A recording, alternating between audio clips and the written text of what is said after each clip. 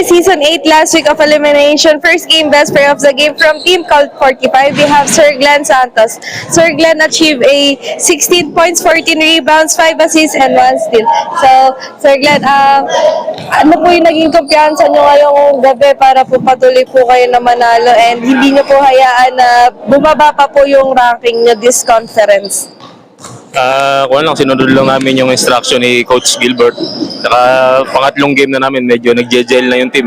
Nung una kasi mga laro, hindi kami ganong magkakakilala. Although marami kami taga-Agunoy, pero yung ibang team, ibang co-players ko, hindi pa kami magkakilala ng laro. Yun lang. Saka yung defense namin, medyo maganda ngayon. So ayan, second question po kuya.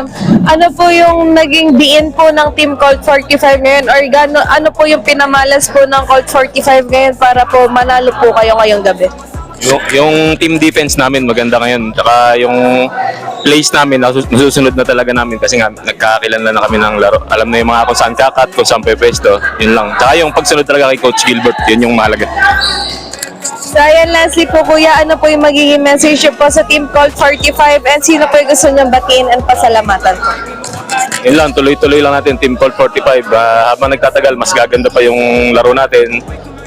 Binabati ko yung mga teammates ko, mga kasamahan ko, tapos mga taga San Agustin. Musta kayo? So ayan po, once again, congrats po once again for our Season 8 last week of elimination. First game best player of the game from Team Colt 45, Sir Glenn Santos. Congrats po!